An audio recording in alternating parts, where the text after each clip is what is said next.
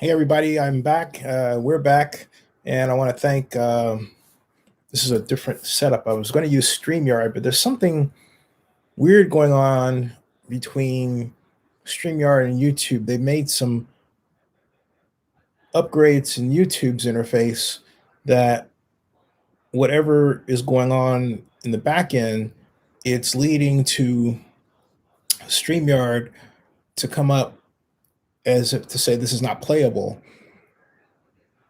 leading me to wonder, well, gee, what happens if I actually start it? And I thought, wait a minute, I don't want to experiment with whatever changes they made and not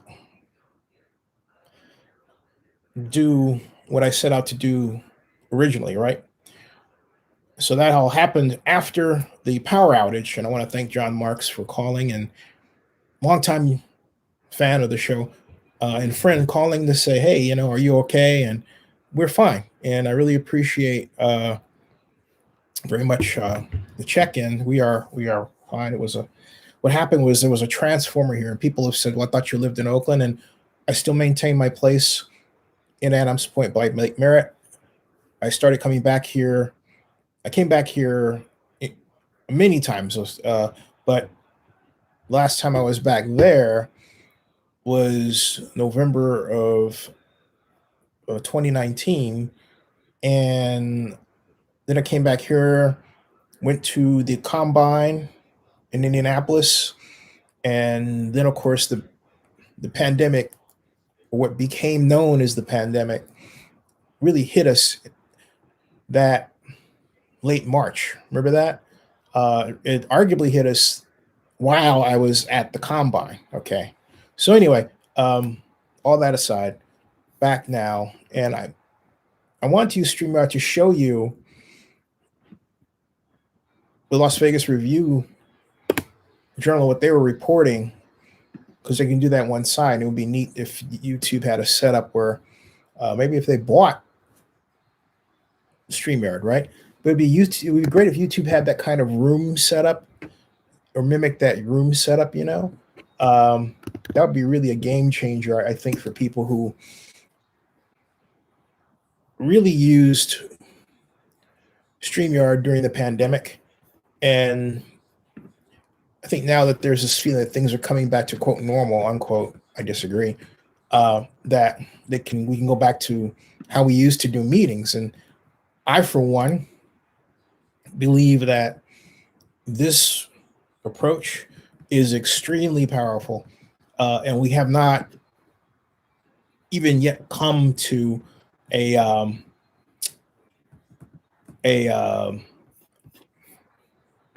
full realization of what's capable here. Okay. So anyway, I'm going to start this. Also, I'm trying another experiment where I fired up my old blog talk radio channel. Yeah, going all the way back to, so when I start using blog talk radio, when it was first created, when it was in beta. I go back that far with blog talk radio. I go back that far with Ustream. I go back that far with the CNN iReport. I go back that far with Twitter. I go back that far with what was called Pounce, which was bigger than Twitter at one point, which is way back in 2007. I go back that far with Blip TV, which is no longer with us. I was on the board of Vidoco, unfortunately a competitor to, or forerunner to, many of the micro video efforts like TikTok of today. Okay. Whew. Been at this a long time, man. Anyway, maybe I should start writing about it and blogging about that, just like kind of like Jim Lauterbach does, something to think about, since Jim owes me a cocktail anyway. He's never paid up on our bet. That happens. Okay. Now, let's talk about the A's. Again, let me make sure that all of this is straightened out here. You all are back. This is a clearer picture than we had before. Let me get rid of this page. And what I'm going to talk about here is not going to be in the area of, oh, did you want to add something? My mom's been observing this. Mom, do you want to add something, or? No, I was going to tell you my truck is selling for $7,100. Okay, I'm on live stream, so it's just letting. Okay. Well, that's about the only chance I get a chance to really talk to you. Oh, that's not true. Oh. You wake up and Oh down, boy, man. that's what you get, folks. We were up until 4 o'clock in the morning watching Star Trek. So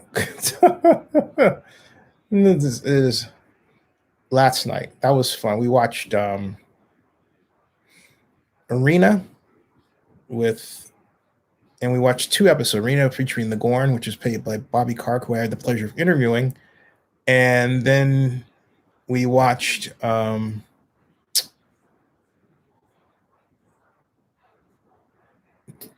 Court Martial, one of the best Star Trek episodes ever. All right. But like I said, being here for my mom is job number one, and there you go. Job number two is NE62 Media. Job number three is me.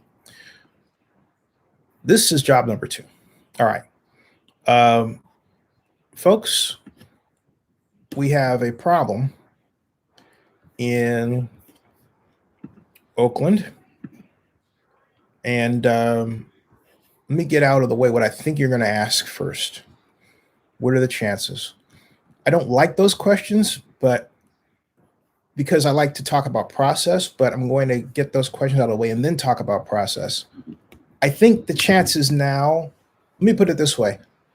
I'm not going to bet against Las Vegas, even though I think the chances this time are about maybe 5 to 10% less than they were for the Raiders in Vegas. The Raiders from Vegas start off as a long shot, but what they had was Sheldon Adelson. This time, what they appear to have in the A's is the backing of Las Vegas government. The point is that last time with the Raiders, this wasn't something that the mayor of Las Vegas, in the case of the Raiders, was really solidly behind, because she wanted the Raiders downtown as opposed to the Strip. That was an interesting battle. This is not that, okay?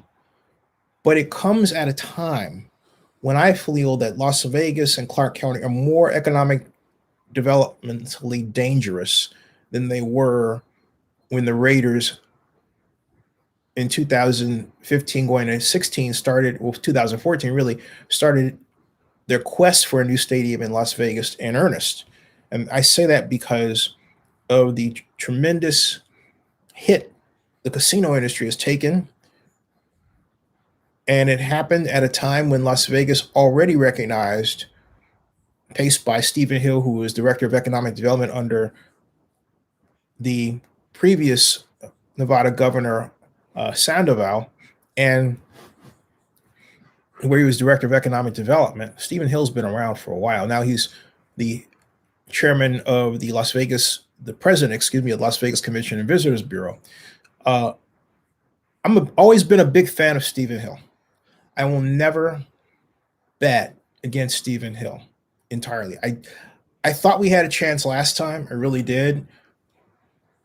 But I'm not going to recount the mistakes Oakland made. All right. So this is different. The one constant are the mistakes that Oakland has made. But what's different about this one is that Las Vegas really wants to develop or continue the development of a sports business infrastructure. Before, the Southern Nevada Tourism and Infrastructure Committee started that path. And getting the Raiders was a big, in all kinds of ways, lucky shot.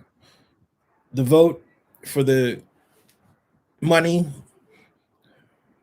the public money, was close. The A's are going to contend that they don't need that money this time in their situation. Of course, they're going to try to get it to have assistance in infrastructure preparation. That's just development business.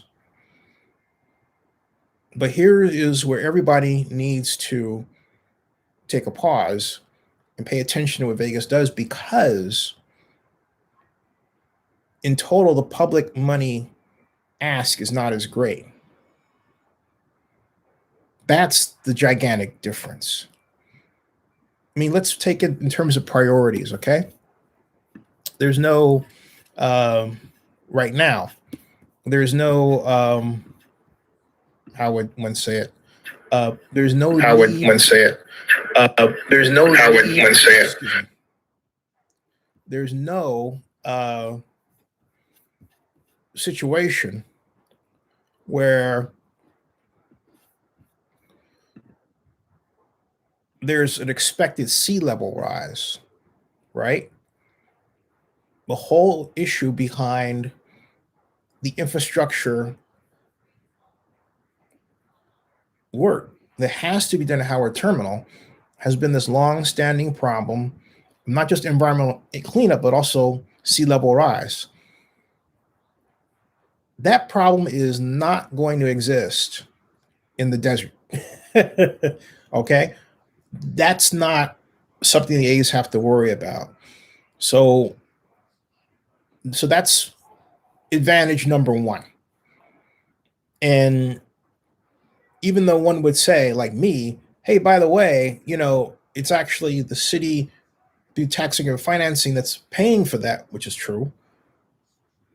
The counter to that is the political difficulties that the Athletics have faced, and the city has not helped mitigate by keeping quiet about the tax increment financing district, which has existed since the governor signed into law the ability to create it in 2019, and the fact that many different versions of plans, not to mention the 2010 Gruen and Grudy study, pointed to the need for a tax increment financing district and how much that district was going to generate. All right, this has been around, okay, for a long time. All right, I mean a long time.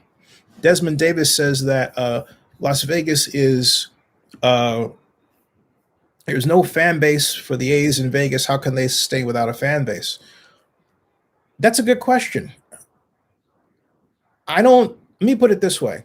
There are others, and this is why I don't like to get into absolute statements like they're gone or they're here or anything, because it doesn't require any thought. Talking about process requires thought. And that's why Desmond's statement is really a good one, and Kevin's is not a comment. The issue of a fan or lack of a fan base and ticket sales is a big one. And there's not a study that I've seen. That doesn't mean that one doesn't exist, okay? That doesn't mean that one doesn't exist. But there's not a study that I have seen that justifies, all right,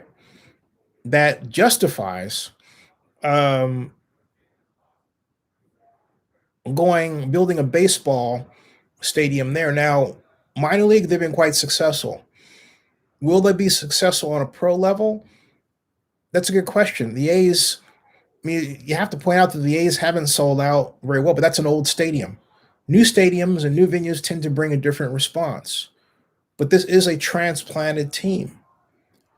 And I will tell you this, as a person who's developed computer models used at 40 high schools and colleges, one computer model, the Oakland baseball sim world that was used at 40 high schools and colleges around the world. I will tell you this, between 2003 and 2010, I will tell you this. There's a 3-year novelty period with new stadiums, okay? And the A's, if they do pull something off and go to Las Vegas, will enjoy that 3-year novelty period. The question is, how long will that last? And after that 3 years, it's always a question of, well, how well is the organization doing in wins and losses, okay? So that's a gigantic question mark with the Athletics, because it also comes at a time when baseball itself We're not talking about, and I'm using a deliberate jump in my speech, we're not talking about the National Football League. We're not talking about an organization that can just by its existence guarantee high ratings. Okay? So the Athletics, by even threatening to go to Las Vegas and taking their eye off the ball in Oakland, are definitely taking a huge risk. Now, that's from the perspective of the non-A's participant in all this, okay? Myself. But from the A's perspective, they feel like this, and I co-sign with their perspective. And it is that the politics in Oakland have become so, I will just say it as a liberal, hyper left, but I would say illogical. Because look, there's nothing wrong with being liberal. There's nothing wrong with wanting to use public money to create jobs. That's the way that I grew up. Okay. But there is something wrong with this sort of anti-wealthy, anti-billionaire warfare that says,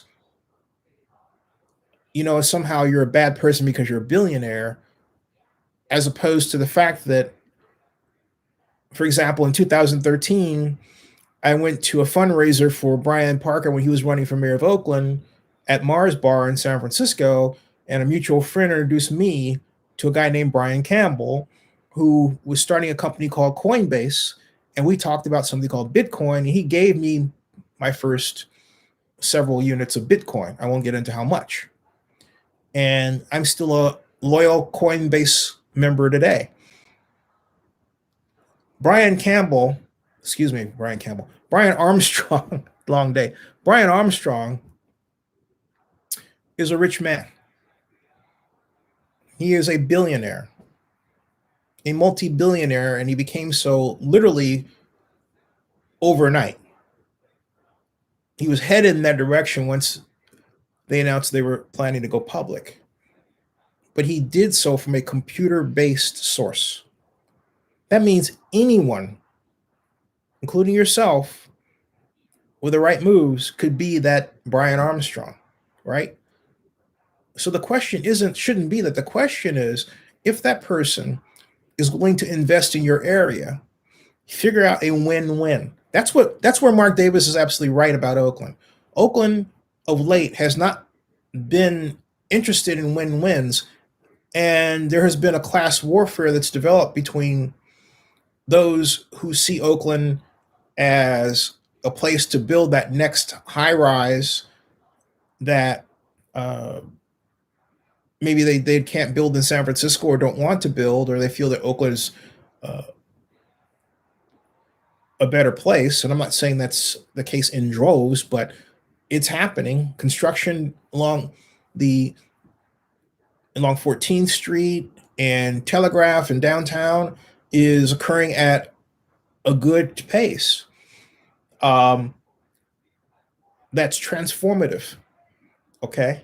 But it's creating a class warfare between the growing number of ultra haves and the growing number of ultra have nots. And it has tainted our development politics in a way that I have never seen before. The other question is this the direction that we're headed in the United States? And I really believe we should be at war with that, because you don't want to have a situation. It's a symbolic of a great economy or a great power economy that has failed when you have that structure, and that's what we're building. And the pandemic exacerbated it. Okay, so, but it's hard. The A's don't look at what's happening, and they see, hey, we're going to be stuck. And because we've lost time during the pandemic and they've lost money too, they feel like, well, we're not going to get this done here until 2027. We need something faster. And they believe, and rightly so, that the total cost to develop in Las Vegas is less expensive than in Oakland, the subsidy would make that less so, but for the political costs that they're paying. It's scaring the heck out of them. That's what's going on.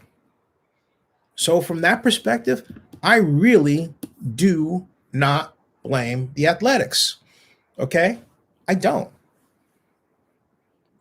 And Mark Davis is absolutely right. And I'm not one to, I love Oakland, but I went to school to do economic development in Oakland. That I wrote a paper called Jumping on the High-Tech Bandwagon Without an E-Ticket, which is about Oakland's quest to get high-tech business, but very similar back then to now. A guy named Paul Cobb was executive director of the Oakland Citizens Committee for Urban Renewal. Now he's the publisher of the Oakland Post.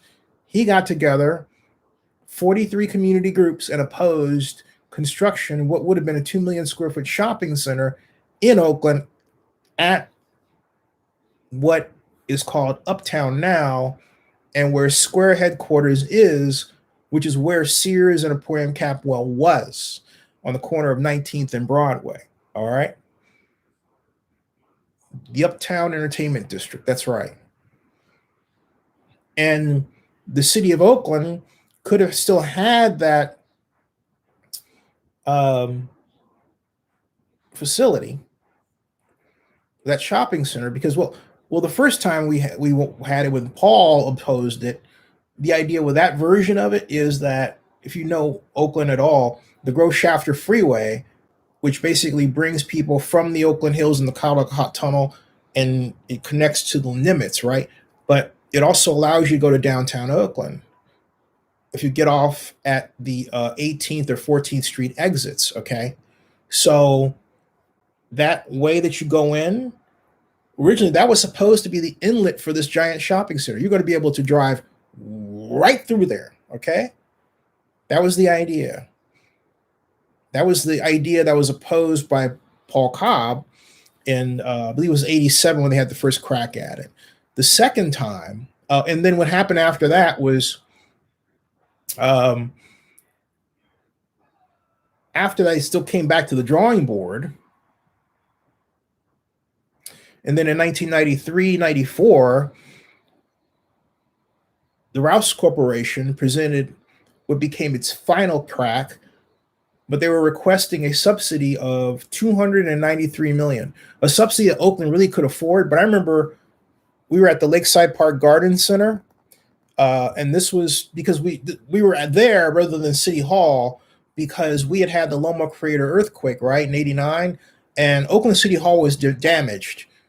And Assistant City Manager Ezra Rapport put together, I think, like one of the great bond deals to raise money in Oakland history for us to get our City Hall back to the condition that it has been in for some time. It's showing some wear now, okay? But there's no question but that what Ezra did in his work to get the money to refurbish City Hall and make that happen, that was his point project, was outstanding. The only problem later is that Ezra constructed the Raiders deal, and we know what happened with that in terms of the bond issue, okay? Anyway, and I hope Ezra's doing well. He's surviving cancer. At any rate, that we were at the Lakeside Park Garden Center, and I was sitting right in front of Dick Spees. I was at my first columnist job with a Montclarian who brought me into, because I had worked as an intern and wanted, with the city of Oakland's economic development, Office of Economic Development and Employment, right out of grad school. And then they rehired me as a consultant because this computer model that I built that can be used for any redevelopment project did the city of Oakland. And then Keith Carson put me on the Alameda Base Reuse Committee, but there was a certain engineering organization that I felt was behaving inappropriately, if you will, and I wanted to write about it. It was one of those, but bleeding heart type of, hey, you shouldn't be doing that kind of watchdog, kind of school marm types at the time, whatever. And I think still am to some degree, but whatever. I went to Pro Stewart. My background's in economic development, urban planning, not journalism. I went to Pearl Stewart. She said no. And Chris Treadaway, who was the editor of the Montclarian, said yes. And so anyway, I was there writing about, as a columnist, Peggy Stinnett with the Tribune would always say, columnist is never a great columnist until they're angry about something. Remember that. At any rate, I hit the ceiling. That was my first personal taste of Oakland fearing to roll the collective dice, right? And really spend money. Our problem here has always been that we thought San Francisco should do something. My second big collective disappointment, there are others in between, were the Super Bowl. Let me get your comments in here. Hey, Sean Watson. Dave says, hey, geez, Zinni, from the looks of things, Oakland is headed toward being a pro-spotless ghost town. I can see tumbleweeds already. I can see a scenario of tumbleweeds. I can see a scenario where Howard Terminal gets done. I can see both. What about Portland? I think Portland, the simple fact that the Athletics are going to Las Vegas first tells you all you need to know about Portland, except this. Here's my prediction. I believe that after Dave goes to Las Vegas next week, I believe the next week he's going to go to Portland. I won't say why I said that, but that is a theory based on facts that I know. All right. I believe that Las Vegas will not be his only stop. I believe Portland will be his next stop.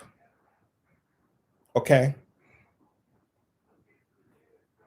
I don't think the Athletics are going to marry themselves just to Las Vegas just yet.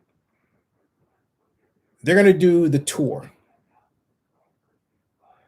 And I believe Portland, just keep an eye. I believe that Portland will be the next stop. Kevin Pegram says, I was all in for a new ballpark, but now I'm losing interest in the whole thing. I understand. It's very easy to want to do that, given the way this has been handled. And that's something else, Kevin, that, and J-Web says, could it be that members of city council don't understand the deal like you do, Zenny? Some don't. Many are new. And we have a council. If you take council president Nikki Fortunato Bass, she came in because she was really upset. Really upset that our then council member, Abel Guillen, was acting in a way where she felt and others felt were not in the best interest of the community. Those people who, they weren't developers or real estate interests. They were being hammered by the high rents. And in many cases, they were just one step from homelessness. In some cases, they went to homelessness. Okay. President Bass, president of the city council, was an excellent community organizer, is an excellent community organizer. And Abel, I believe, took that aspect of her talents for granted and thought that he had the business community sewn up.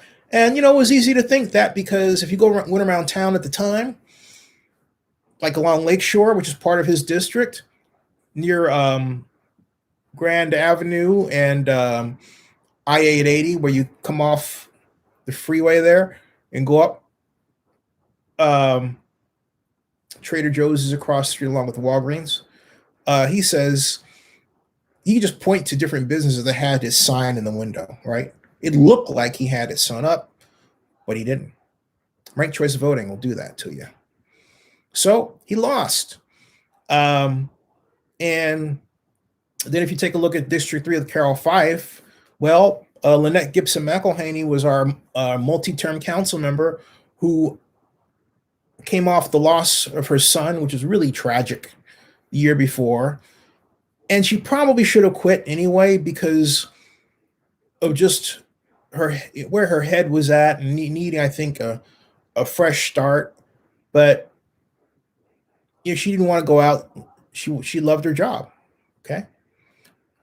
However, Lynette let Carol Fife. I'm saying this. Okay. Lynette let Carol Fife drive the agenda. All right. Straight up. Okay. Straight up. All right. And I'll get to your questions. You're getting some great questions I'm going to get to. But Carol Fife drove the agenda with Moms for Housing. And, Lynette, I said to Lynette at the time, you have to really take her seriously because she is dominating you on social media. I mean, by a factor of, I would say, like 7-2. Okay. At least. And today, that's where you reach voters as much as, it wasn't, no one cares about the traditional media anymore. The traditional media thinks that they're actually more important than they really are. That's just a fact. And so what happens is that we've delved into a type of media that I call group media. As long as your group reads what you read, you think that everybody reads what you read or watches what you watch. That's where we are today, folks. And that's why it's easy for elected officials to really misread, their own electorate. And that's what happened with Lynette. Okay. So she misread. It was a gigantic blunder. And Carol had the magic of picking the right issue and attempting to take over a property for what would be called good trouble. All right. Ginned up some concern around those who had property and money who were thinking, hey, look, are you going to try to take my property next? Because I'm a landowner and I'm a renter and so on.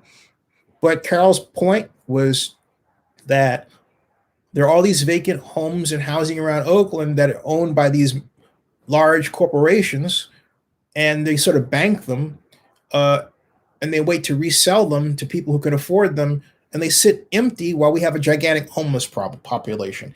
And it's really, really difficult on its face to argue with that observation.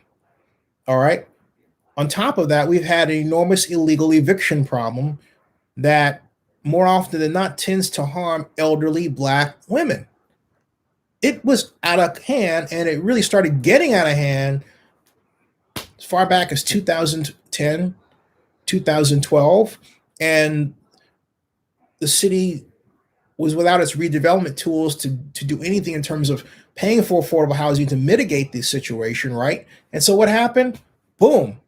More homeless people, more money people coming into Oakland and scheming ways to push people who couldn't afford their places out. That dynamic spawned the Carol Fifes of Oakland. You understand? And if you would say, Zinni, it sounds like you admire what she's done. I do, as much as I don't like how she conducts it, us versus them. Her friend, Kat Brooks, who ran for mayor and lost to Libby Schaff, was the same way. And I'm come from a time when you sought a win-win with people. You didn't seek to destroy them. Right? What's the term now? Cancel them. All right. That formation of kind of a zero-sum political game helps nobody. Nobody. All right. I mean, nobody. So I know I belabored that point too much, but I think it's important for you to understand kind of the underbelly of what's driving all this. And that's only part of it, but it's a big chunk. All right. And I want to get to your comments before I get too far away. So I'm going to go up and then I'm going to come down.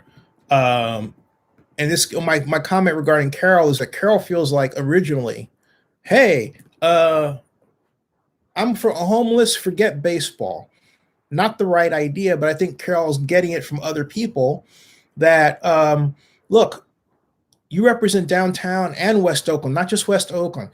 This is an issue for you. This is right in your backyard. And if you don't handle it, it's going to come back to haunt you.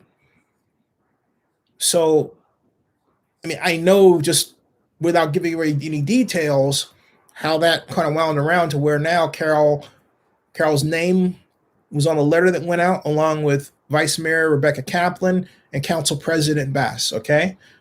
So And that was a good move for Carol. Carol didn't want a situation where somebody else would step in. And the mayor could easily have stepped in, saw a weakness, stepped in and said, hey, you know what? I'm going to speak for all districts, including District 3, and not even mention Carol. And regardless of what Libby does with a political future, that would have damaged Carol. Libby is too nice to do that sort of thing. All right, just being honest, okay? So where we are is Carol is on a learning curve, and she's picking them. As to how well she's doing, I do not know. But keep in mind, you have those 3 council members. And as I say to everybody in Oakland, when you want to do business in Oakland, you have to learn to count votes, even during strong mayor. It's a bad look because they didn't have the mayor's signature on their letter. They should have partnered with the mayor so that the rest of the country sees that Oakland is unified. But hey, Oakland does this thing where it feels like everybody knows about, what person over here doesn't like what person over there. But in point of fact, particularly today during the pandemic, nobody gives a flying fluke. They just don't. You have people out here trying to survive. Okay? They don't care. They don't have time to care. They really don't. So the best thing to do was for President Bass, Vice Mayor Kaplan, and Councilmember Fife to really get the mayor on board. And maybe they tried. Maybe there's another story where the mayor felt like they didn't address it or anything else. There's always that other side. But okay. Because the calculus that Libby is playing is that my guess, knowing her, is that Libby didn't want any other voice in the room but hers. Now, is that the way to play it? No. And that is where Libby made a mistake. Libby needs a point person. Well, what Libby has done is she's put herself out there. And by contrast, with regarding the crime issue in Oakland, she puts the chief of police out there. He's on Good Morning America, and he's doing all these videos. But here in Atlanta, suburban Atlanta, where I'm at, but Atlanta proper, it was Mayor Keisha Lance Bottoms who was the face talking about Atlanta crime and what they were doing to mitigate the crime problem. That's always the mayor's thing. Okay. Libby tried to abdicate that. Bad look. Bad look. And then she tried to do what she did with the NFL. It's got to be her face. And she went out there and she made statements that proved she didn't understand the techniques, the legal techniques of the project. She was trying to echo the A's to make them happy. And the A's, basically, you start reading their language, you know what it says? Hey, I want a tax abatement. Oh, a property tax. I'm like, nah, okay. All right. Let me read your comments. All right. Jay, because let's see here. I mentioned Portland. Thomas Butler says Libby's going to be the mayor who lost 3 sports teams. 2. The Warriors were already headed out when she was mayor. That was Jean Kwan. Okay. But you could always make a comment about a possible last minute attempt that maybe didn't happen. Sean Watson, how you doing? Thomas Beltran says Libby's going to be the mayor. I said that. Kevin Pegram says I was all in for the new ballpark, but now I'm losing interest in that thing. I got that one. Sean says I grew up in Logan on 72nd and Spencer. I was so proud to talk about my city. I miss how it used to be. I agree with you. Desmond Davis says my issue with the A's is that they lack vision. I have seen other businesses build in East Bay. Oakland is not the only East Bay city. For example, Livermore has been developed. But I disagree with you about the A's lacking vision. And that's why I'm sorry that StreamYard's not working right, so I can show you the ballpark that was designed by Bark Ingalls. That thing, particularly in its jewel box configuration, oh my Lord, that signaled a new Oakland. I'm not as excited about the current design. It looks more like tumbleweeds in a barn, but hey, the day is young. Maybe there's a chance to go back to the other one. I don't. But now the planning commission's weighing in. I doubt it. There we go. So I disagree. I think overall, though, the A's should have exhibited a great deal of vision. Dave Compton says, could it be a plan by the city of Oakland to just get rid of its three major sports teams just to create a whole new Oakland? After all, SF is across the bay with three teams. Yeah, I thought about that, Dave, a lot. And what I hate is that starting about 7 years ago, there was this talk about Oakland is Brooklyn, and I bristled against that. And I would blog. In fact, this talk started about 10 years ago. And I said, look, Oakland is not Brooklyn. Sure, we had a section of Oakland called Brooklyn. We have a street called Brooklyn and Oakland, an avenue called Brooklyn now that, refers to the time when that section just on the other side of Lake Merritt from Grand Avenue is called Brooklyn. But Oakland is its own city. Oakland is not a borough of New York. Stop doing that, because and Brooklyn doesn't have its own professional NFL team as we had, or its own baseball team as we had. Now it has its own basketball team, the Nets, okay? But there's nothing about Brooklyn that reminds me of Oakland. That came from people who came from New York, then were in media and had to somehow put their own stamp on it and all this jazz, or lived in San Francisco and then looked at Oakland that way from the perspective of San Francisco. And it came at the time when we didn't have an Oakland media that stood tall enough, let alone was based in Oakland, to counter that crap and remind everybody that Oakland is Oakland. That's the biggest problem here. It's the loss of the soul of Oakland. Right now, Oakland has no soul. Okay?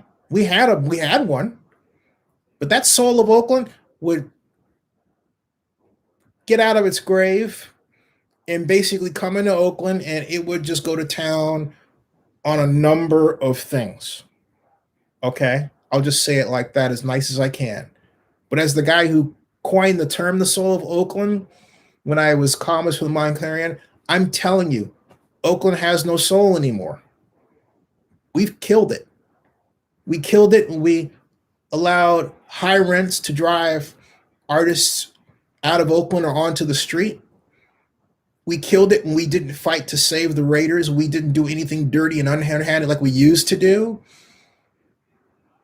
Or like we killed it when we didn't do anything genius to keep them, unlike what we did to get them back from Los Angeles.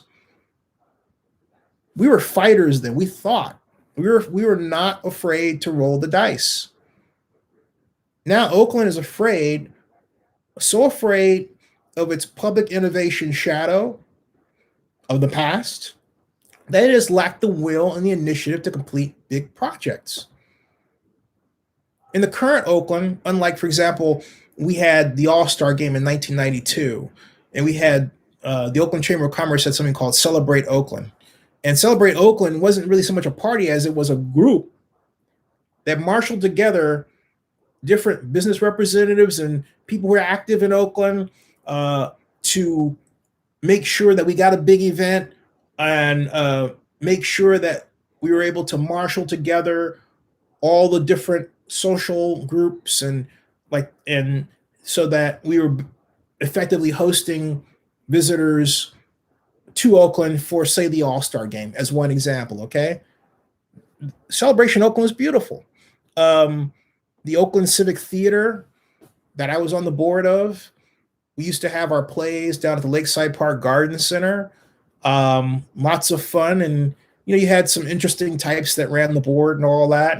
But the one thing that we all had in common was we just loved building Oakland, and Oakland for everybody. But at that time, you didn't have the gigantic. Oakland. Let me get this out of the way. We've always been expensive, but not dramatically expensive in difference like we are today. The Oakland that has developed today has killed the soul of Oakland. All right? It's killed it. When I talk about the soul of Oakland, I'm talking about the artists that need money to be discovered and everything else. A lot of people would say, "What are you talking about? That's not true. It's expressed in downtown on the paintings on the downtown walls, right?" And therein lay the problem. There are people talking about taking down those, not preserving them. And not only that, they represent businesses that have been closed. The soul of Oakland would be to provide economic development monies to get those businesses back together, going, and clean up what is down right down there right now fast. We laggard on it. And folks, you know what? Come next year, it's still going to look like that. Okay? It's still going to look like that. And meanwhile, we point fingers at each other. We say, "Oh, the police have too much money." And then the chief of police says, "Well, my people are leaving because they're afraid." And, the morale is bad. This situation with the athletics doesn't make it any better. And if we get something, with this construction and everything, it only develops Oakland for a certain person that has X amount of dollars. So if you feel like you're being pushed out of Oakland and that dynamic is still there, even though we have just giant homeless problem, you know what? You're right. And we're in the middle of a pandemic and we're supposed to have gotten money to mitigate that problem. And then there are people who say, "We built all this affordable housing." Those people that say that weren't here for the most part 20 years ago. We had an enormous affordable housing budget on an annual basis because redevelopment had a 20% set aside. The presence of an active, well-moneyed redevelopment agency kept Oakland in the black far more often than people realize. It kept Oakland well-moneyed. It kept service monies going into areas that were not police, okay? And you would think, "Oh, we bring it back, right?" No one's lifted a finger to try. And we have SB 628 Beal on the books. We haven't even used it. And go on and on and on and on and on. Let me get back to your comments. So Dave Compton, I don't disagree with you. I'll say this again. We've killed the soul of Oakland.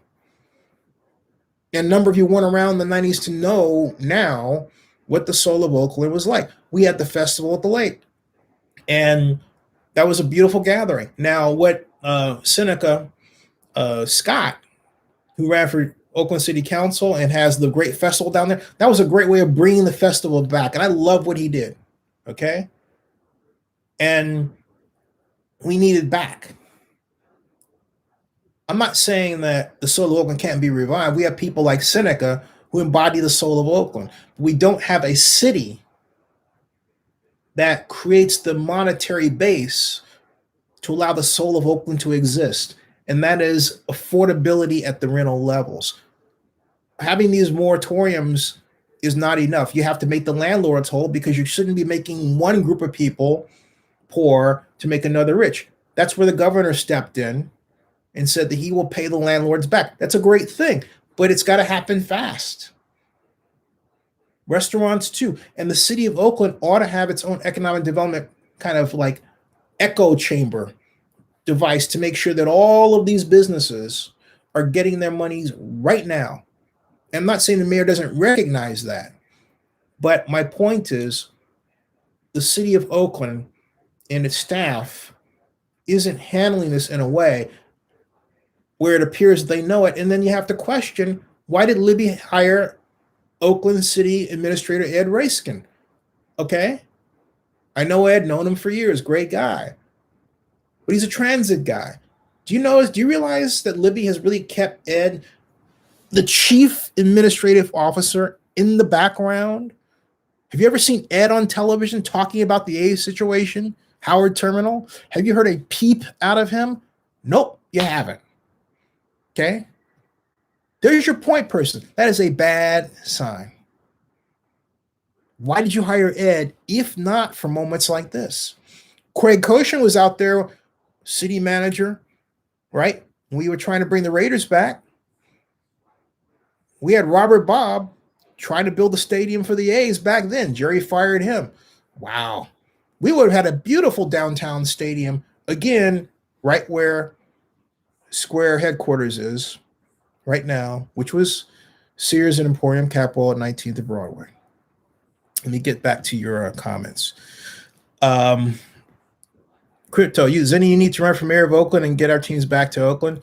I don't have the stomach to run for mayor of Oakland. I don't, because my mom needs me right now. She's job number one, and I can't see beyond that. And I don't want to be a person that gives up his responsibility as a son for his own ego and ambition. My ego and ambition, outside of helping my mom, is the growth of Zenny 62 Media, and I purposefully designed this so I could do it here and grow it to help my mom and build the business at the same time. My mom's on the board of directors. Her advice is invaluable.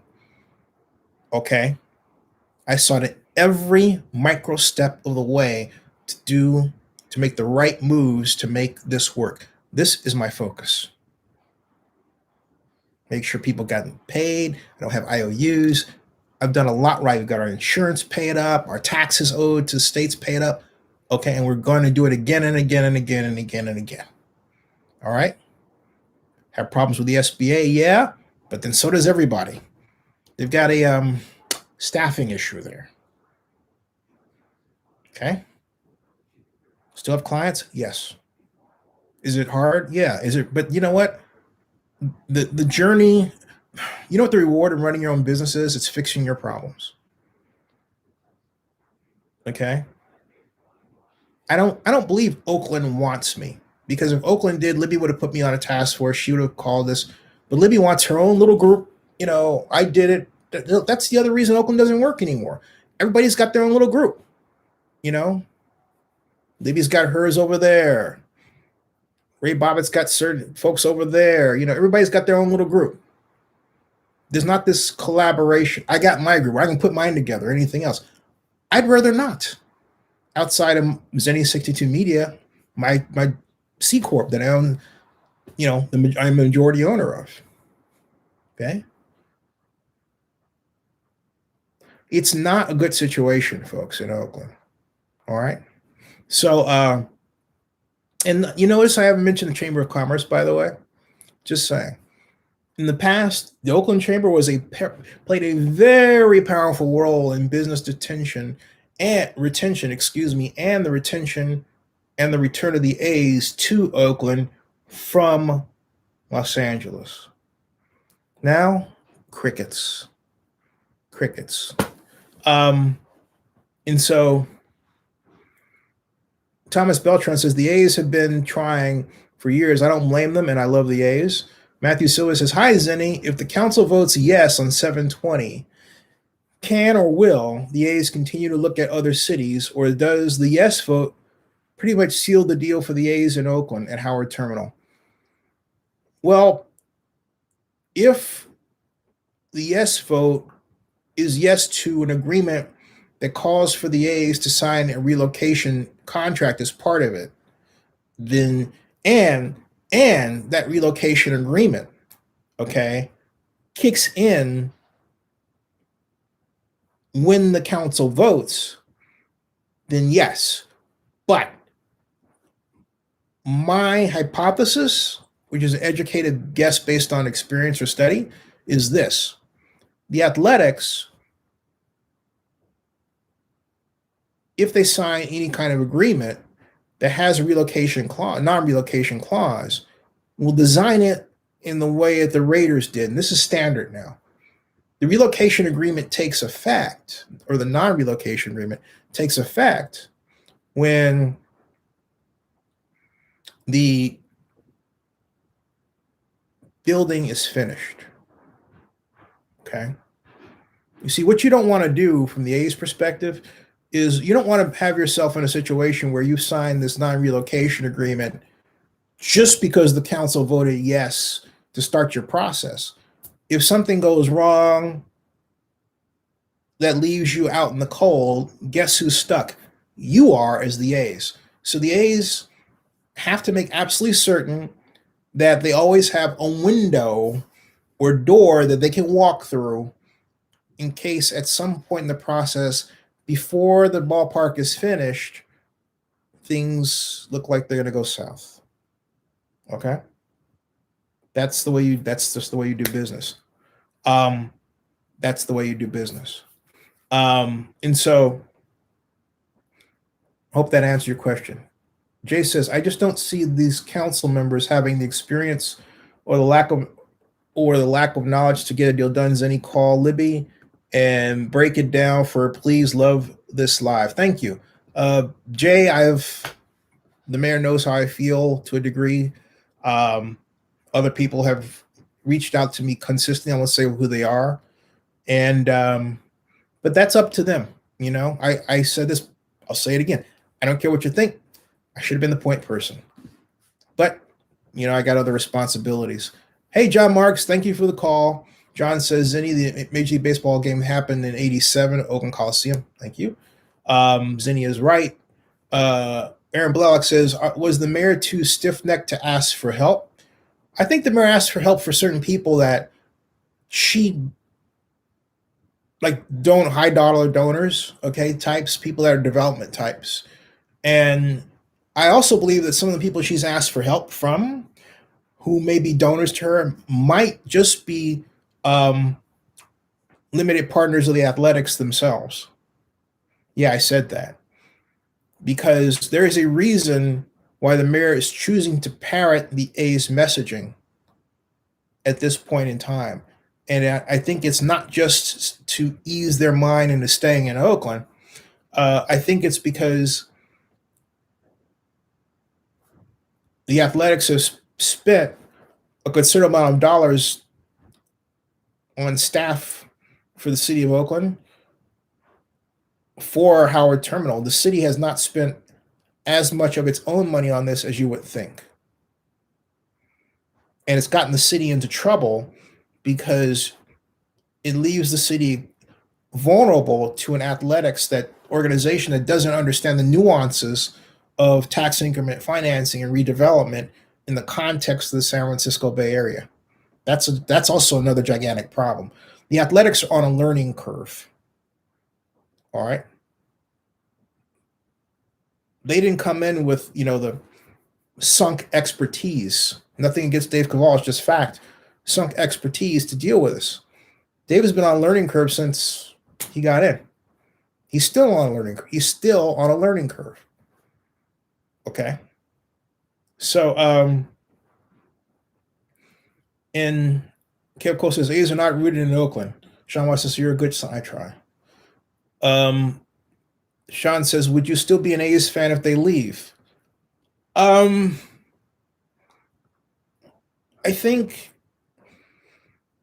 I'm a fan of people that I know who work there, like Dave Vernetti. But I will never be a fan of how this has been handled by anybody, regardless of whether it's the A's or anybody else. Dave Compton says, you should have a once-a-week radio talk show right there from your home. I think it would go over big because you're always on point with issues. Thank you. John Mark says, my goal is to keep A's in Oakland. Hey, I think I got through all of your comments. So what I'm going to do right now is it's 1:09. And I believe you just had about an hour of me, right? I was originally going to put this on Blog Talk Radio, but I'll fire that up tomorrow. I got started and I got so into it, I forgot to push the button over at Blog Talk Radio. But happens. All right. See you all tomorrow, because I'm trying to, let me try to do what I'm trying to do, and it's a surprise. Hopefully it works out. All right. Subscribe to Zenny62 and bookmark oaklandnewsnow.com. How come every time, oh, by the way, thumbs up, by the way, folks. I don't always figure out why is it every time I'm getting ready to go out, somebody else comes in new. All right.